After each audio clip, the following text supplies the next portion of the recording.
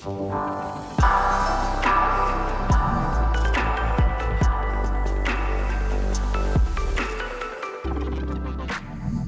welcome again in another episode of Chili Pulse, the space we created to get actionable insights on all things Chili GraFx.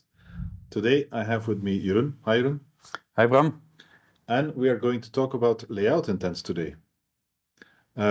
Before we dive in, can you maybe quick introduce yourself? So I'm Jeroen Cosyn, product owner at Chili Publish and responsible for GraFx Studio. So you're the right person to talk about. Yes, yeah, I hope Super. so.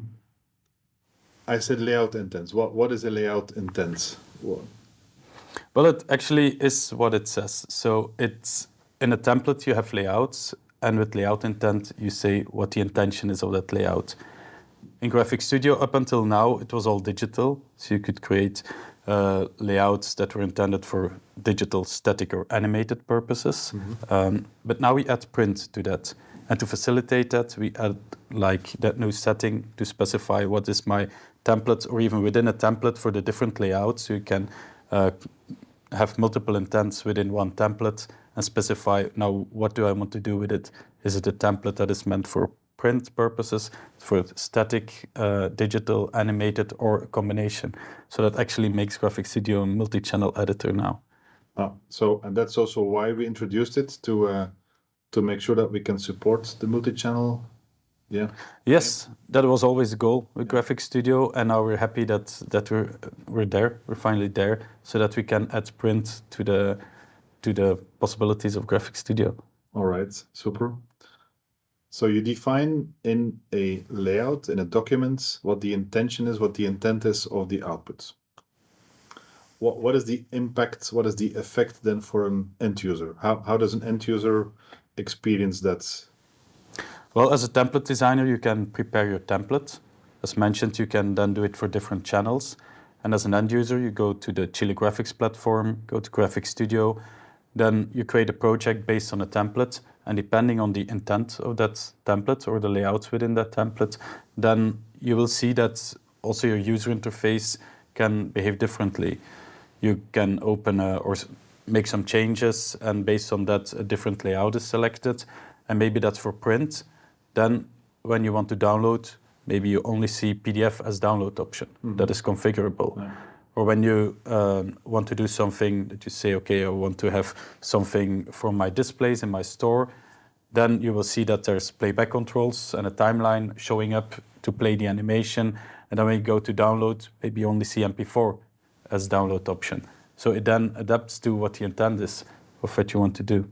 So it's to help to guide the end user to only make the right choices. Yes, and it's seamless for the end user. Yeah. So the end user doesn't have to care. It's just all configured. Yeah. So what is available as download options, but also how it behaves. It's then the template designer who defines it.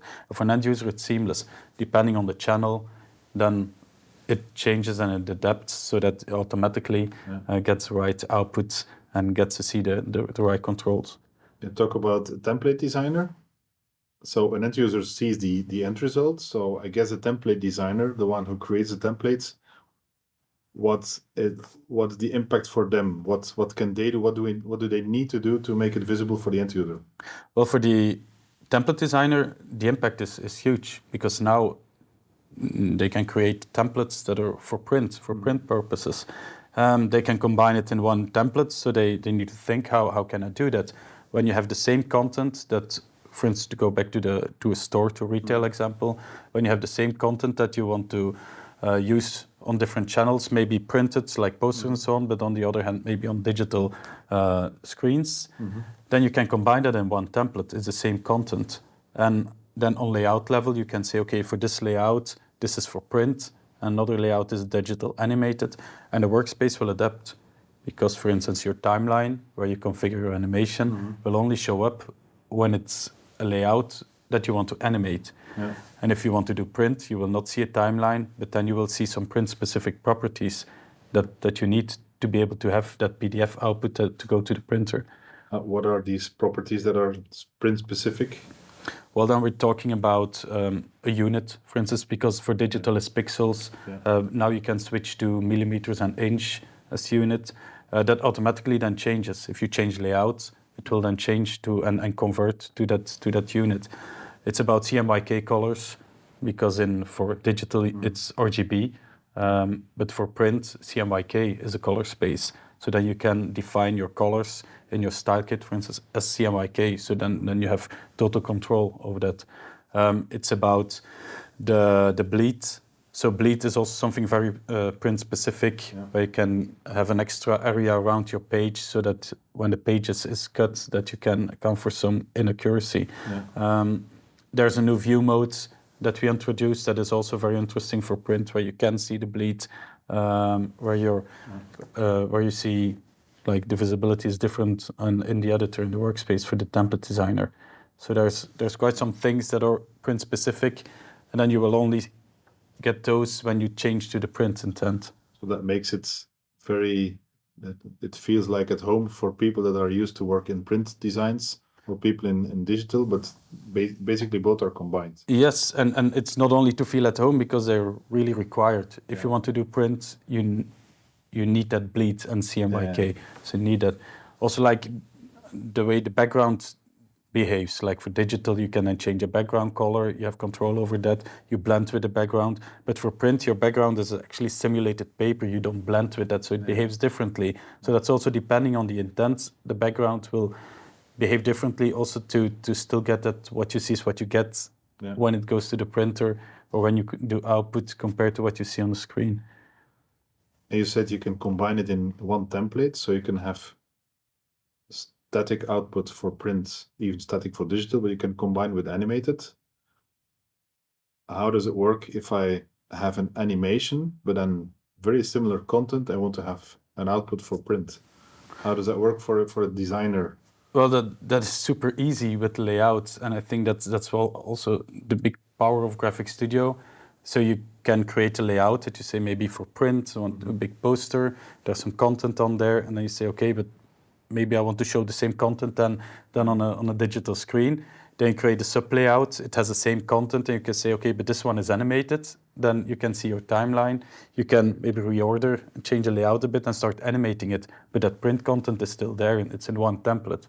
And for the end user, will not notice. You can configure a drop down, or it says, okay, I want to do a poster, or I want to do something on the screen, and it just automatically it's configured. So an end user doesn't have to care.